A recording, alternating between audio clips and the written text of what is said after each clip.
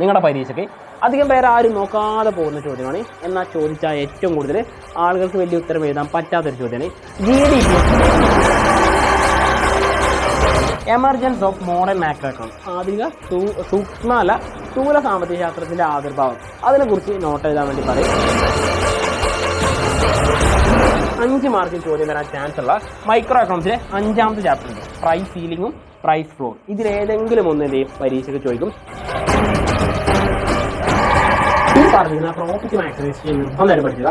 അതിൽ പരീക്ഷയ്ക്ക് ചോദ്യം ഷുവറായിട്ട് വരാൻ ചാൻസ് ഉള്ള ഭാഗം ഇതാണ് 3 കണ്ടീഷൻസ്. ഓക്കെ, ലാഭം പരമാവധികളെ 3 കണ്ടീഷൻസ് ചെയ്യും. അത് നിങ്ങൾ ഡയഗ്രത്തിന്റെ സഹായത്തോടു കൂടി വരക്കണം എന്ന് പറയുന്നത് ചോദ്യം വരാം. ഈ ചോദ്യം വന്നാൽ 8 മാർക്കിന് ചോദ്യം. ചോദ്യം തന്നെ വരിക. നമ്മുടെ 3 മെത്തേഡ്സ് ഉണ്ട് അല്ലേ? ആ മെത്തേഡ്സിനെ ഞാൻ നിങ്ങൾക്ക് ചുരുക്കി പറഞ്ഞിട്ടുണ്ട്. Product method, income method, expenditure method. ഈ 3 മെത്തേഡ് വെച്ചിട്ടുണ്ട് ക്വസ്റ്റ്യൻ